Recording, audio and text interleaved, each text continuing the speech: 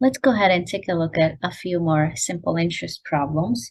So suppose that a radio commercial for a loan company states that you only pay 26 cents a day for each 500 borrowed. If you borrowed 1,758 for 249 days, what amount will you repay? So we want to know that. And what will be the annual interest rate? So we're going to be assuming that there are 360 days a year. You can assume 365, your answer will vary just a little bit, but going with 360 days a year, we can now proceed. So, well, if you're paying 26 cents, so that's $0.026 a day for each 500 you borrow. Now that will allow us to find the rate. And this is how you're going to find it. So your principal amount, let's say you borrow 500, and that means your future amount after one day, it's going to be 500 plus 0.26. So that will be $500.26. This is when your T happens to be 1 day. So this is 1 day after 1 day. Now this will allow us to find the future amount R, so that we can figure out the rest. So we know for simple interest, our future amount A is equal to the principal times 1 plus R times T, and T is using in years. So we know this is 500.26 is equal to P, which is 500 times 1 plus R is what we're looking for. T, this is for 1 day, so 1 out of 360 days. That's how you set it up to find R. So let's go ahead and divide both sides by 500, and this will give you about 1.0052 is equal to 1 plus, if you do 1 over 360, you'll get 0.00277R. And then you subtract 1 from both sides, so you'll have 0.0052 is equal to 0.00277R. And finally, divide both sides by 0.00277, you'll have R is equal to 0.1877. So that's the rate that they're going to be giving you. Or if you want to convert to a percentage, you can move the decimal 2 places to the right, so you'll have 18.77%. That will be the rate. And now answering the problem, if you borrow $1,758, so we're going to borrow. So you're going to start with the principal, which is $1,758 for the time period 249 days. So that's 249 divided by 360 because we want it in years. How much amount would you repay? So we're looking for the future value A after this period is over using this rate. So let's go ahead and do that. So our future amount A is going to be 1,758 times 1 plus R, which we just computed, 0.877, times T, which is 249 divided by 360. And carefully plugging this into our calculator, you'll have 1,758 times 1 plus 0.1298. So that will be the value of this numbers. And now we can go ahead and find out the value for A. So A is going to be about 1,986.62 cents.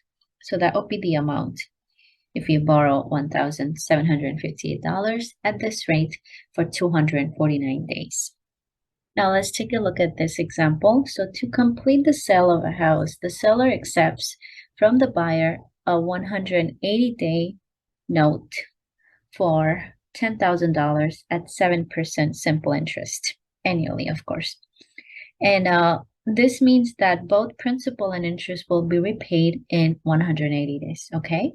Because the seller wants to use the money to purchase another house, he sells the note to a third party for this much. after this many days. All right, so there's a lot going on here. So let's see, we can find the answer to part A. So you're getting this note, which expires after 180 days, and you're getting a note for $10,000 at 7% simple interest. Well, let's see how much the value is after 180 days. So that's the answer to part A. So we're going to be using T equals in years. So it's going to be 180 divided by 360. Again, you can use 365 per number of days in a year or 360. Feel free to change the number if you would like. And then this is going to be our time in years. And then if we start with our principal, so that's going to be $10,000 at an interest rate of 7%. So that's 0.07 if you convert that to a decimal.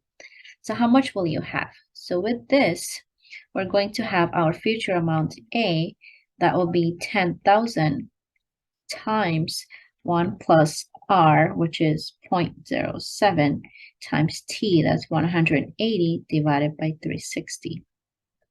So that's what you're going to get when you put this in the formula for simple interest, which is really, if you were to recall, is P times 1 plus R times T. That's for simple interest. Now, if I punch these numbers in my calculator, I get the number 10,350. So that's the amount the buyer of the house owe to the bank or whoever when the note is due after 180 days. Well, now for part B, we want to know what will be the interest, annual interest, the third party receives for this investment when the note is repaid. So the buyer now decided to sell the note after 60 days. So that means there is still 120 days left on the note before it expires. So we're going to use the time 180 minus 60 divided by 360 because he's selling off after 60 days, so you'll have to subtract it from 180 days. That's the expiration date on this note. And this will give you 120 over 360. So that's going to be the time we're going to be using. And he's going to sell it off, or she will sell it off for this much. So this will be the new principal, 10,125. So now the new principal amount, it's going to be $10,125.